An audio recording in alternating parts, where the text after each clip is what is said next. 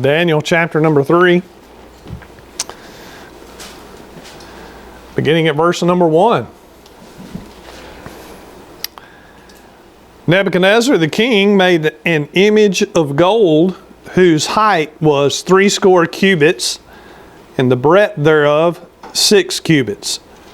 He set it up in the plain of Dura in the province of Babylon. Then Nebuchadnezzar the king sent to gather together the princes, the governors, and the captains, the judges, the treasurers, the counselors, the sheriffs, and all the rulers of the provinces to come to the dedication of the image which Nebuchadnezzar the king had set up.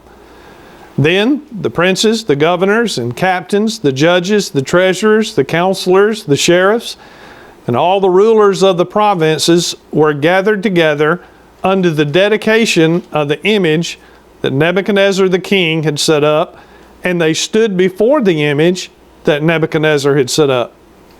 Then an herald cried aloud, "To you it is commanded, O people, nations, and languages, that at what time ye hear the sound of the cornet, flute, harp, sackbut, psaltery, dulcimer, and all kinds of music, ye fall down and worship the golden image that Nebuchadnezzar the king hath set up. And whoso falleth not down and worshipeth shall the same hour be cast into the midst of a burning fiery furnace. Therefore at that time, when all the people heard the sound of the cornet, flute, harp, sackbut, psaltery, and all kinds of music, all the people, the nations, and the languages fell down and worshiped the golden image that Nebuchadnezzar the king had set up." So we'll stop right there, and we're going to begin in this chapter here and try to get through these first 7 verses of this image that Nebuchadnezzar had set up. So we'll be talking about through this chapter the worshiping of the golden image. Now, Daniel thought real highly of his 3 companions who had shared in his convictions about the holy diet. Remember the pulse in chapter 1. And also who prayed with him in chapter 2 for God to reveal Nebuchadnezzar's dream.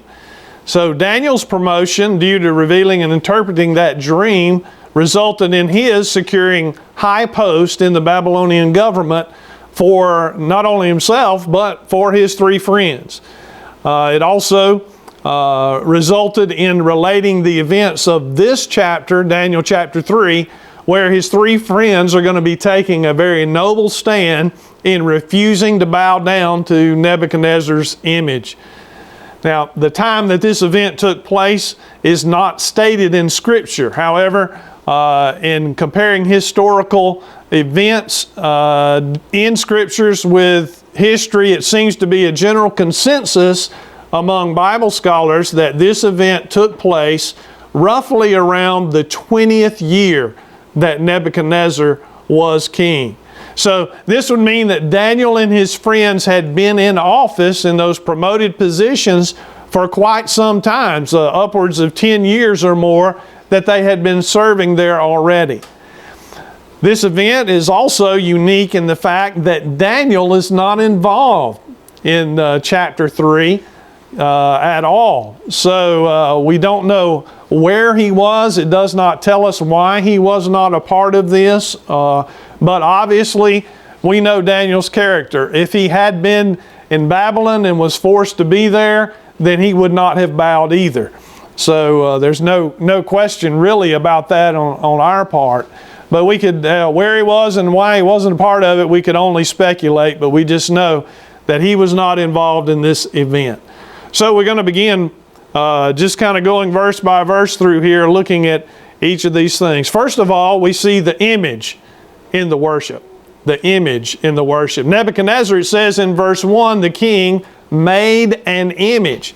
Now, this was not unusual for kings, especially in this era, to build statues or erect images. It was customary for the Assyrian kings to erect statues of themselves, in fact.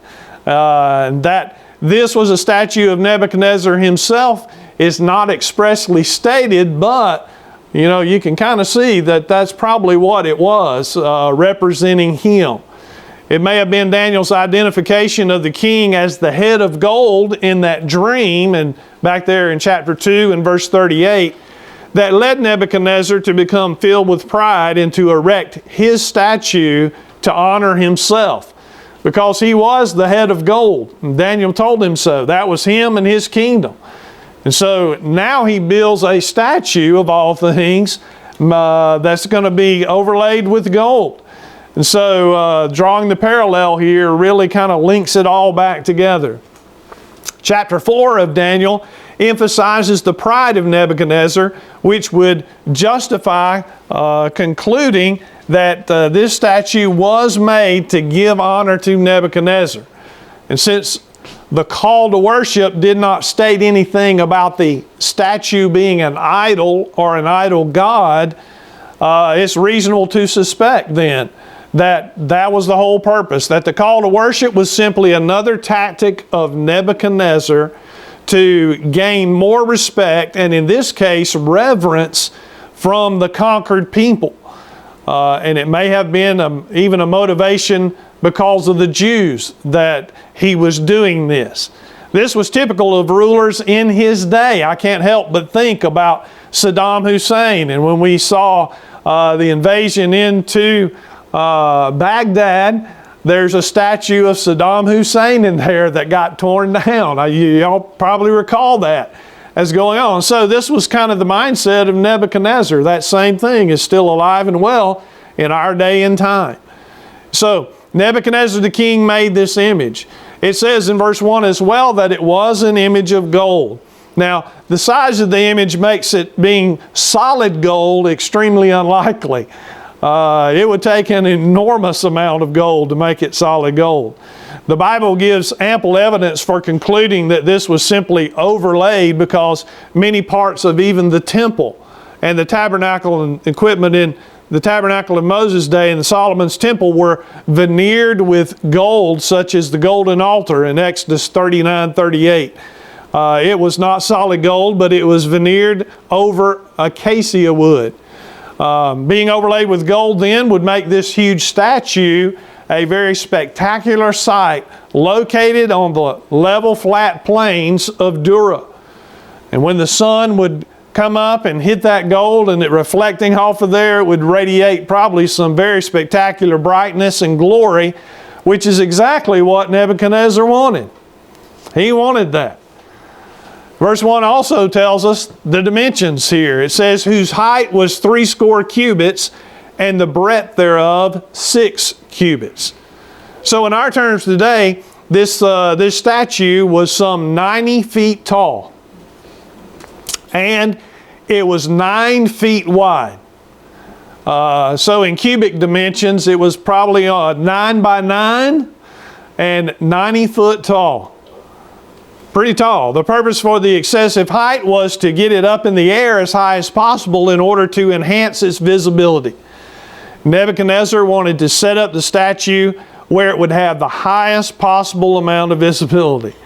And he set it up in the plain of Dura, in the province of Babylon, it says. There are no mountains or mountainous areas around the city of Babylon to produce the amount of visibility that he would have wanted. But on that flat plain outside of Babylon, if it got tall enough, this statue could be seen at 100 foot high or 90 foot high. It could be seen for some 13 miles in every direction. Long way. And the gleam from its golden top would be visible even further. Also, this plain area would provide a very good location for bringing in crowds to surround the statue, which is what Nebuchadnezzar's intent was. And so here he is building this great golden statue, most likely for self-glory, is what it was all about. Then in verse 2, we see the invitation to worship. All right, in the worship, the invitation in the worship. Nebuchadnezzar needed a crowd to worship this statue. And in verse 2, we see him requiring, basically, that to take place. He sent together the princes, the governors, the captains, the judges, the treasurers, the counselors, the sheriffs, and all the rulers of the provinces to come to the dedication of the image which Nebuchadnezzar the king had set up. To gain this crowd, Nebuchadnezzar sent out as many messengers as was required to invite people to come to the dedication of this image. Now, this invitation would have been more of an order or requirement than a normal type invitation that we would think of. It was not something they are likely to be able to refuse. The invitation is said to be a dedication of the image. Nothing was said about worshiping it at this point. That would come later. Nebuchadnezzar obviously did not want to tell the people that at the beginning. He wanted them to worship the image. That was not disclosed to them, and this would have likely hindered some people from coming and assembling. They would have gotten out of it. But elaborate dedication services were very common. And for kings to call in all the rulers in all of their provinces was something that was pretty normal practice. And so they enjoyed going to these, and the invitation alone would have gotten most of them to come. The crowd was to be composed of all the officials of this Babylonian government, officials from every province that they ruled in. So this would have taken quite a bit of time to get the message out, to set the day in which they were supposed to all come to Babylon, and then get out to the plain of Dura just outside of Babylon and assemble there. One would have thought that Nebuchadnezzar would have sent out just a general invitation to all the people to attend, but he did not. Only to the officials throughout his empire. And this would still bring a huge crowd. These rulers loved to gather together for special occasions, and they loved to display their riches and glory and power in order to impress and flatter those underneath them, winning their loyalty and support by inviting them and giving them the privilege of coming to this. It's all a manipulation tactic, and it's still in practice today. There are people who just operate that way. Leaders do that quite frequently, don't they? We all know of them and deal with them.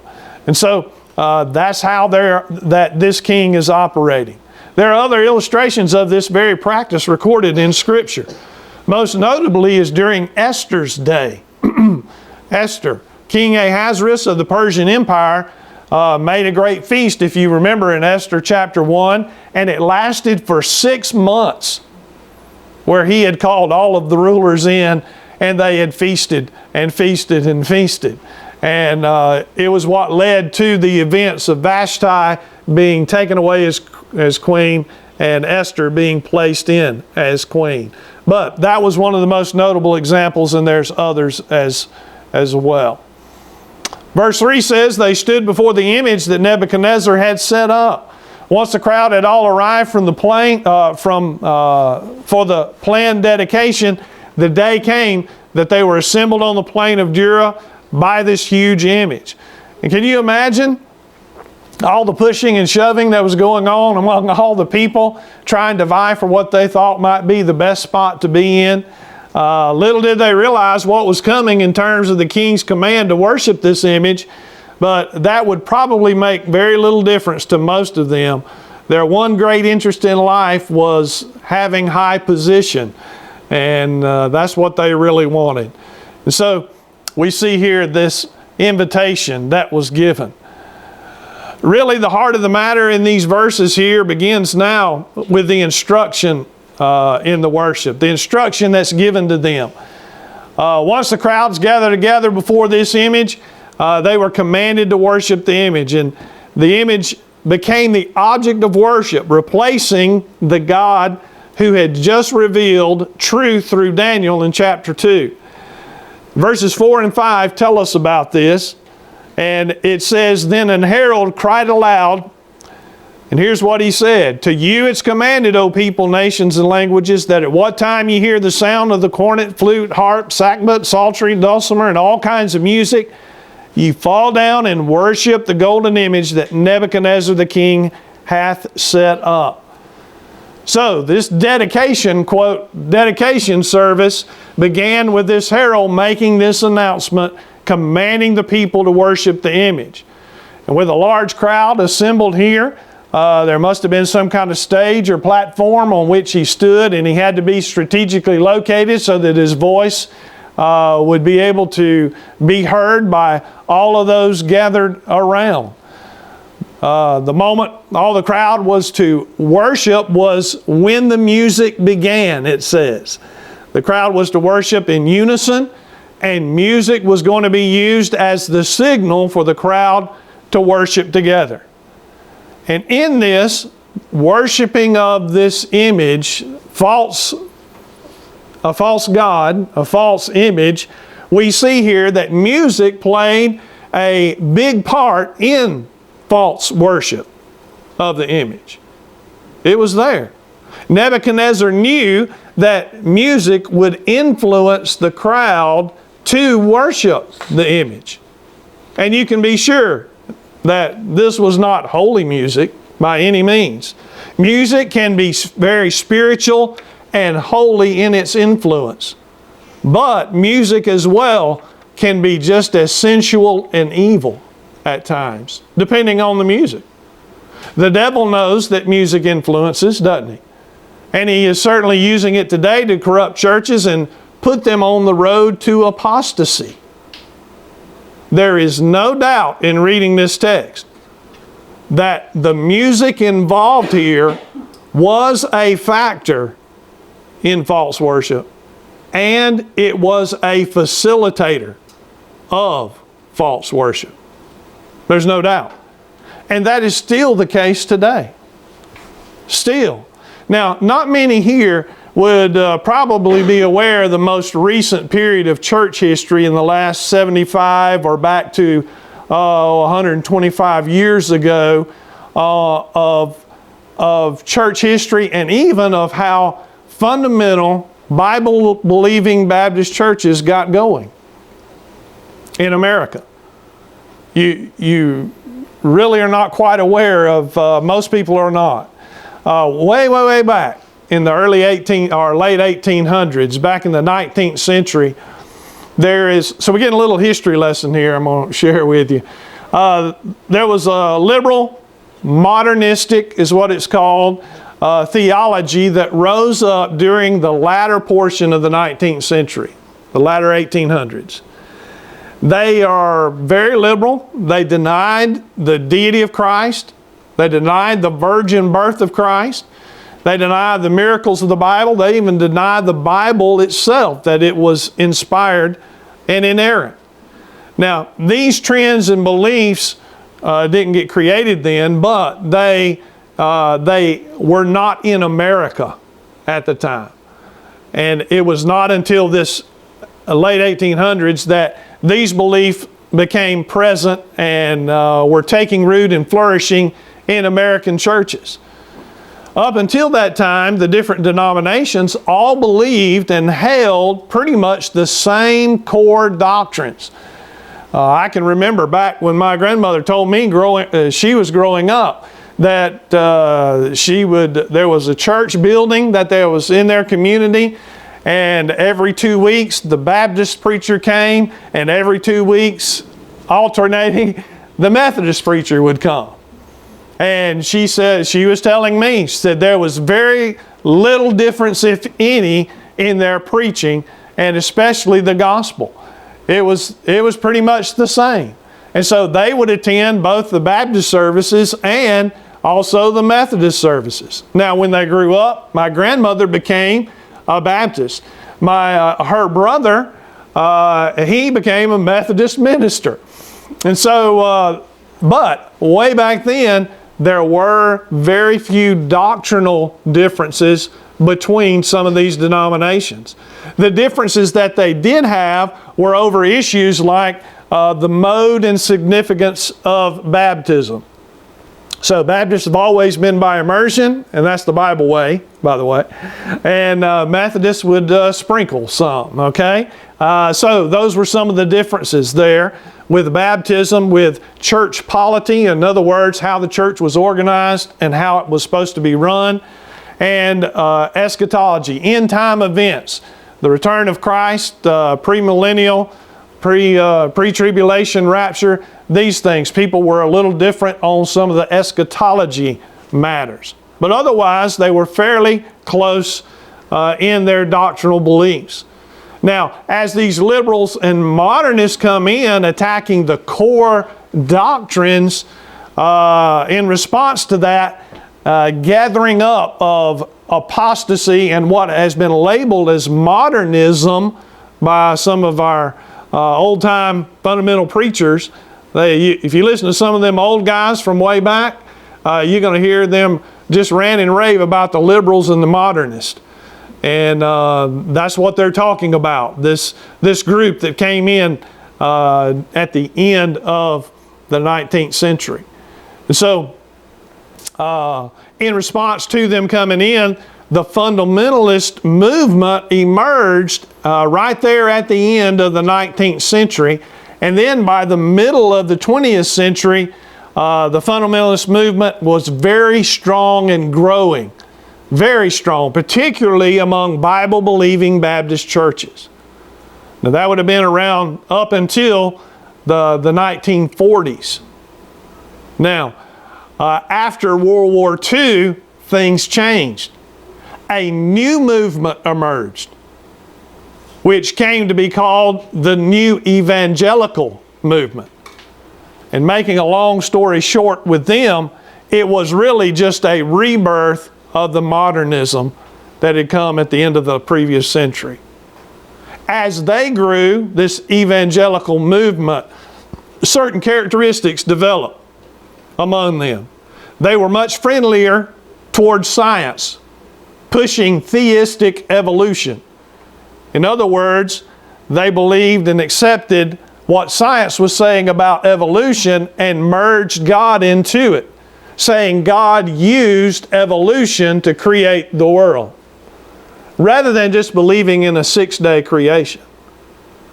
They also had a willingness to re-examine beliefs concerning the work of the Holy Spirit, as far as tongues and the apostolic gifts that were given as still being available today. They had a tolerant attitude of the varying views of eschatology, questioning the strong stance of a premillennial, pre-tribulation rapture of the church. And so they were open to other ideas about that. There was a shift away from dispensationalism and an embracing of Reformed theology. Now I know that you probably don't know what dispensationalism is, not all of you would, or what Reformed theology is as well, unless you've really studied it. But I'm just giving these to you to tell you. There was an increased emphasis on scholarship among the preachers, and it became the focal point. And so they were really worried about scholarship, and they had a strong emphasis on education and getting a degree and getting all the learning. And it pulled the focus off of fulfilling the Great Commission. They had they were very much open to debating the subject of biblical inspiration. So this is the new evangelical movement that came in around 1948 or so.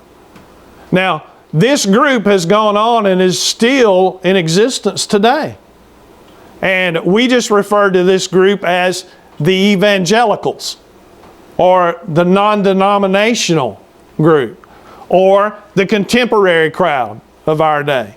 This would include people like John MacArthur, John Piper, David Jeremiah, and also David Platt, Rick Warren.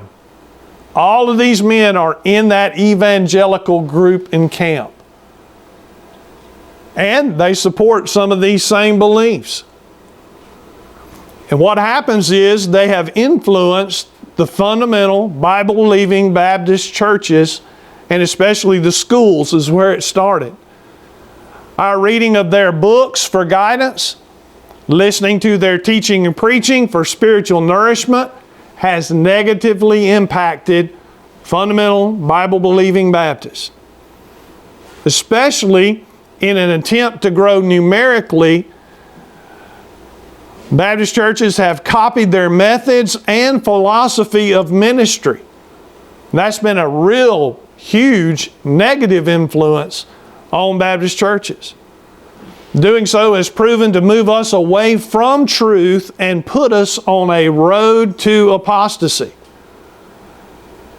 Apostasy, a total repudiation of faith. Now, you don't just wake up one day saying, the Bible is the Word of God and it's inerrant and infallible, and I believe it from the very first word. It's word for word inspiration, and I believe it from the front to the back. And then the next day wake up and say, it's just a book written by a man. That doesn't happen overnight. And understand, moving down, getting on the road to apostasy and moving to it is a process that takes time. In fact, I began teaching on that in a Sunday school class that I had taught previously. And we might have to make those videos available if they're not there, Bethany. But I began talking about that and how that comes about. But when you look back just over the last 50 years, thinking about the influence that evangelicals have had on these fundamental Bible-believing Baptist churches, there were hundreds back then, in the early 50s, 60s, even into the 70s. Hundreds and hundreds of fundamental Bible-believing churches in America that were on fire and getting the job done. They were soul-winning churches. They were doctrinally sound. And they were good preaching churches. And doing the job that God had given them to do. But now many of them are just a shadow of what they once were, if they even exist at all. Some have gone out of existence. But many churches like that have definitely changed. And they do not exist as fundamental Bible-believing Baptist churches anymore. Some have changed their name. Some have dropped the name Baptist off. Some of them haven't dropped the name Baptist off, and they need to, because they do not believe those things that make up what a Baptist church is. But most of them have merged into the evangelical mainstream, and they have gotten on the road to apostasy.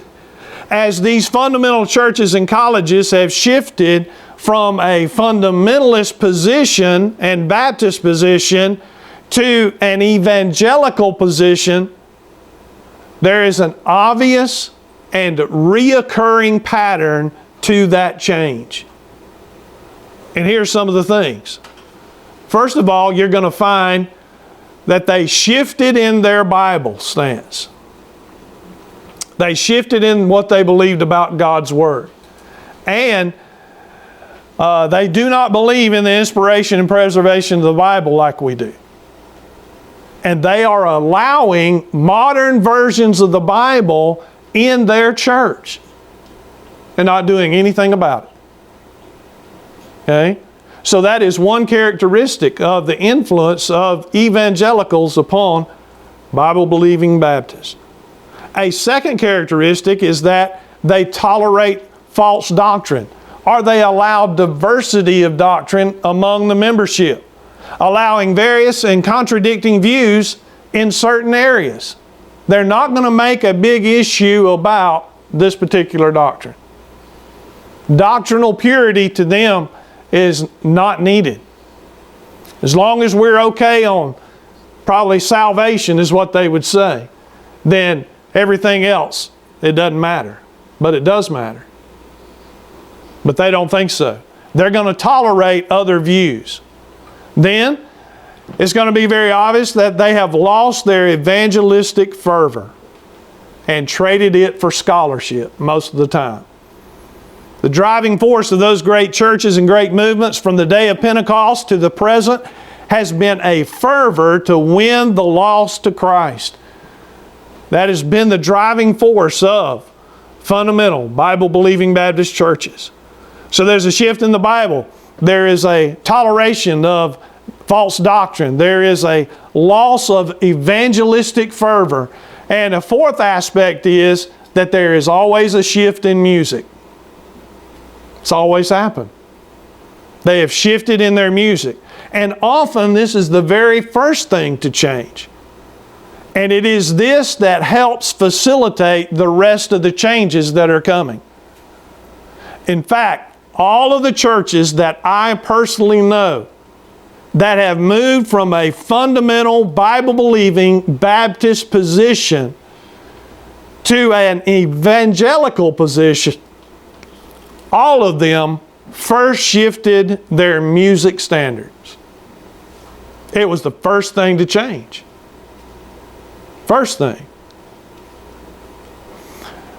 The primary musical influence that has been instrumental in changing fundamental Bible-believing churches into evangelical churches has overwhelmingly been contemporary Christian music.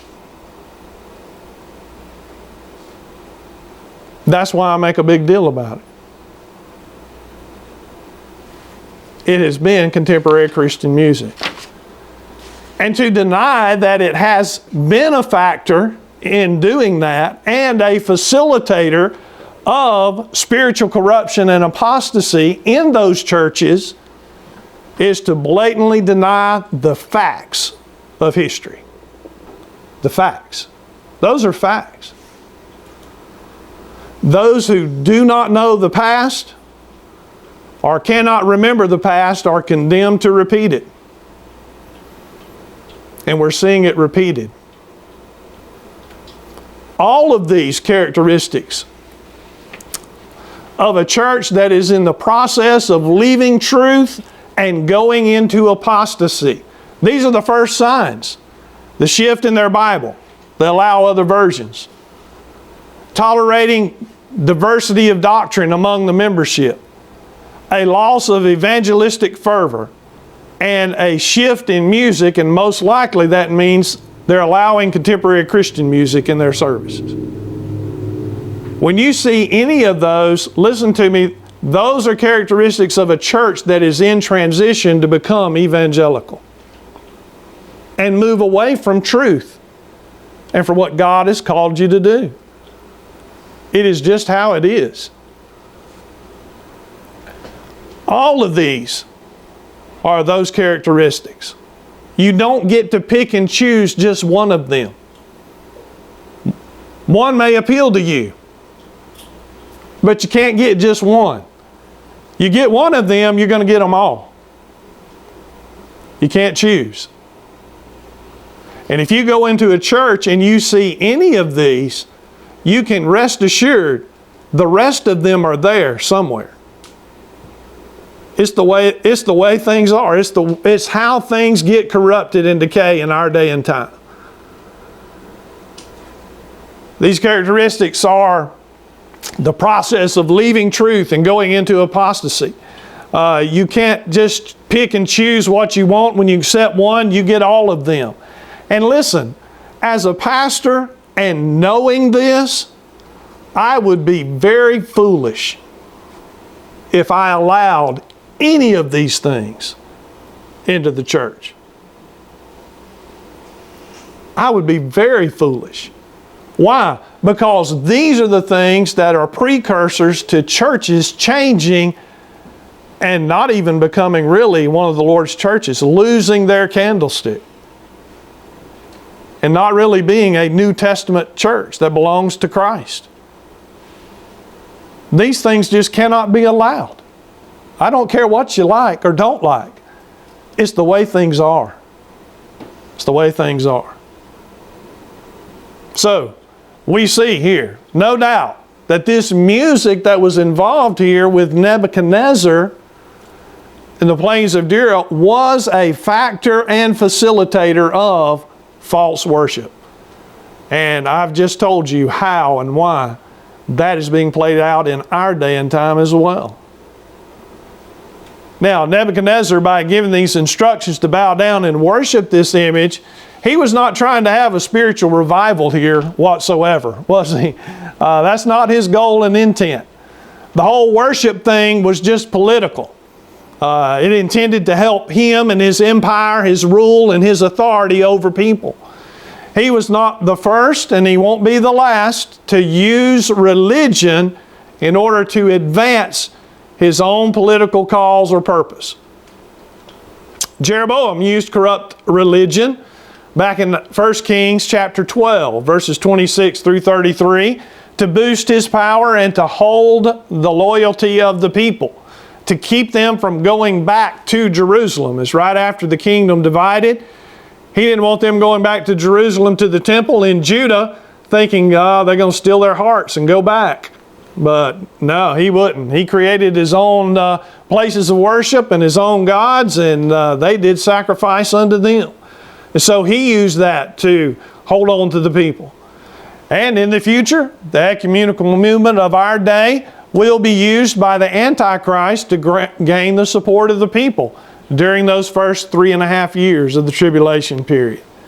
So, we see here in verses 4 and 5 the instruction given in the worship of this idol. Then, in verses 6 and 7, we see the incentive in the worship. Verse number 6. It says here, "And whoso falleth not down and worshipeth shall the same hour be cast into the midst of a burning fiery furnace." Well, that's pretty clear, huh? The edict was, you either bow or you burn. That was the choice that you had. False religion often uses very cruel means to enforce worship, conquering the world through the sword of steel. But Christianity conquers men with the sword of the Spirit. Non-compliance to this command was not just frowned upon, it meant death by fire. Nebuchadnezzar was very serious here. Many religions and churches use physical force in some form, either by manipulation or intimidation. And I've seen a lot of that in independent Baptist churches. People being manipulated and intimidated into doing things or believing things or acting certain ways. It wasn't a conviction of their own heart. They were being manipulated or intimidated in many cases to coerce people into believing what they believe and supporting their agenda. Fear was the enforcement mechanism behind this false religion here. Fear of death. In verse number 7, we see what happened, the result. It said, "Therefore at that time when all the people heard the sound of the cornet, flute, harp, sackbut, psaltery, and all kinds of music, all the people, the nations, and the languages fell down and worshiped the golden image that Nebuchadnezzar the king had set up." So the Bible tells us that all fell down. All the people heard that. They fell down. So they had a pretty good response, didn't they?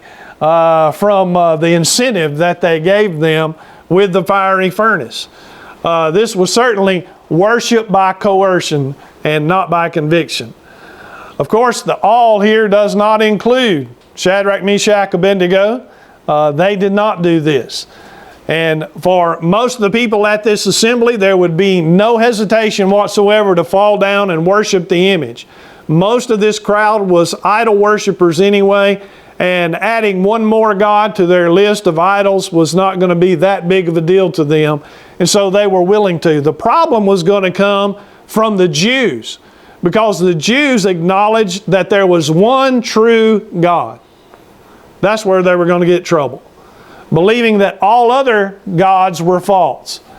And that leads us into the events that are going to happen that follow verse number 7, where those 3 faithful Jews refused to worship this image. And we're going to get to that next time. So some key lessons from this front part of this chapter down through verse 7 is that we should not worship what the world worships. The world worships differently, don't they? They'll bow down to most anything. We are not to conform with the world. We are not to love the world, and we are not to have friendship with the world. Don't follow the crowd when it's going the wrong way. Don't just go along to get along. That's a very, very bad way to live. You're going to end up in trouble. Don't bow to the pressure that you know goes against God. Many times you're going to be pressured in some way to do something that you know is wrong in the sight of God. Don't bow down to it. If you will take a stand for God, God will stand up for you. There is no doubt. And then don't mistake forced religion for true worship. Don't mistake forced religion for true worship. Many times people find themselves in a church where they are forced to live and act by the intimidation, right, that's put upon them. That's not true. That's not genuine. That's not something God blesses. God help us never to be that way, and help us to recognize when we're in such a situation. Don't mistake forced religion for true worship. Just some things I saw through this text. Well, I hope you learned something tonight. Let's pray.